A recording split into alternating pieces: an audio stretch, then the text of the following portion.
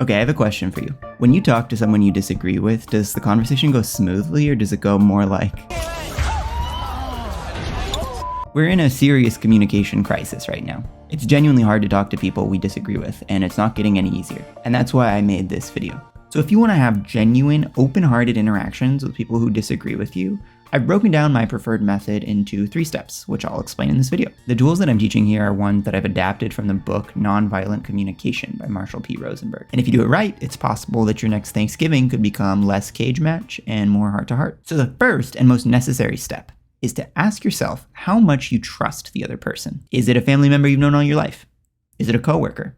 Is it a random Reddit commenter? Now, we take stock of our trust in the other person because different levels of trust call for different strategies. If you have low trust that this person is going to accept your emotions or share emotions of their own, then I wouldn't engage in steps 2 or 3 with them. Instead, I would use a different strategy, like just walking away, or if it's worth it, engaging in a debate with them using a technique like the one I described here. Now, if you trust this person enough, if you think that despite your ideological differences, this person is willing to engage you with empathy, then you're ready to move on to step 2. Step 2 is to listen to what the other person has to say, but to listen specifically for their needs. This is where you'll probably have to be a bit of a detective because most people are not trained to communicate their needs directly. So to use a low stakes example, if your partner were to say, you never put your dishes in the dishwasher, they're always piling up in the sink.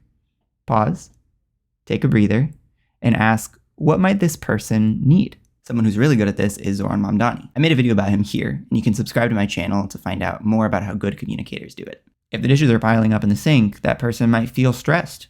They might feel neglected. And so your job is to just present a good faith hypothesis about what they might be feeling. So you might respond like this. Hey, I'm hearing that you don't like it when the dishes pile up in the sink. And that sounds like it would be really frustrating. Now, is that the absolute best response? I don't know.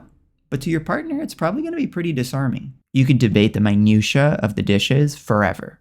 But once your partner's frustration is just acknowledged and affirmed, we're actually getting to the heart of what the conversation's about. Quite often you might find out that it's not even about the dishes. The dishes are just an example to illustrate the emotion. Now, of course, it's great that we're acknowledging and affirming your partner's needs, but there's another person's emotions and needs which matter too.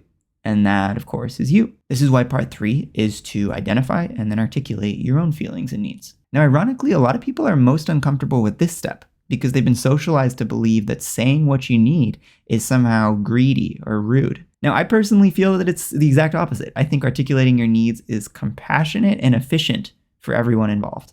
And so going back to the dish example, maybe I'm reluctant to wash the dishes because my partner has already publicly said that I don't do it in front of our friends.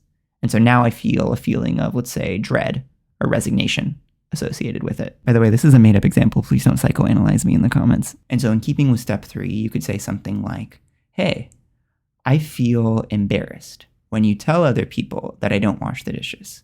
And that embarrassment makes me more resistant to actually do the act. And so this is where you could connect it to your values, maybe by saying something like, I want both of us in this relationship to be motivated by confidence rather than shame. And so can we find a way to me doing the dishes not motivated by shame? You see how this approach is more compassionate to yourself because it's not turning you into a bad person. It's identifying a crucial thing that's missing and helping the two of you work together to find it. By the way, good communication takes 2. So if you're benefiting from this video and you know other people who would, feel free to send it to them or share it on your socials. That helps me too. So thanks. So to recap, establish trust with the other person, identify and articulate their emotions and needs, and identify and articulate your emotions and needs. If you want to practice articulating your needs, let me know what video you need next in the comment section below. And if you want to stay in touch, you can find me on Substack, link in bio. Keep communicating. I'll see you next time.